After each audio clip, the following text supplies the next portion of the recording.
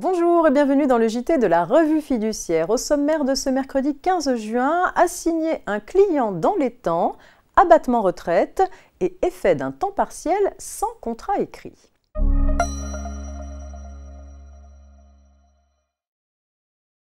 Face à un impayé, il ne faut pas trop tarder à agir car la prescription court. Une lettre recommandée avec demande d'avis de réception ne permet pas d'interrompre cette prescription comme cela a été récemment rappelé.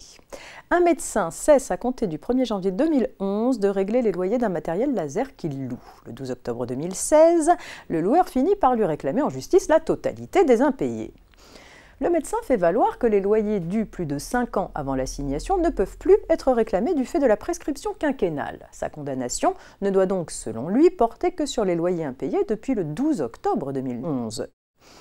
Pour réfuter cette argumentation, le loueur invoque deux mises en demeure de payer, reçues par le médecin les 27 avril 2011 et 3 avril 2013, pour les loyers dus à compter du 1er janvier 2011. Selon lui, au jour de l'assignation, le 12 octobre 2016, la prescription ayant été interrompue à 2 reprises, le médecin ne pouvait pas s'en prévaloir.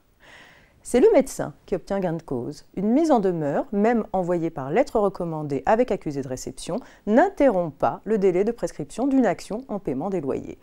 Conséquence pratique, lorsque le délai de prescription est prêt de toucher à sa fin, le créancier a tout intérêt à assigner son débiteur, même sans mise en demeure préalable.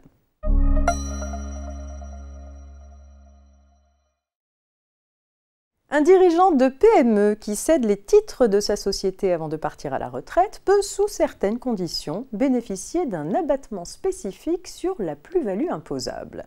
Il faut qu'il ait exercé en continu dans la société pendant les 5 années précédant la cession une des fonctions de direction énumérées par la loi. Compte tenu de son caractère dérogatoire, la liste des fonctions concernées doit être interprétée strictement. Par conséquent, le gérant d'une SARL n'ayant pas été nommé conformément au statut n'a pas droit à l'avantage fiscal quand bien même la délégation de pouvoir dont il a bénéficié ne laissait aucune incertitude sur le fait qu'elle lui a permis d'exercer effectivement la fonction de direction de la SARL durant 8 ans.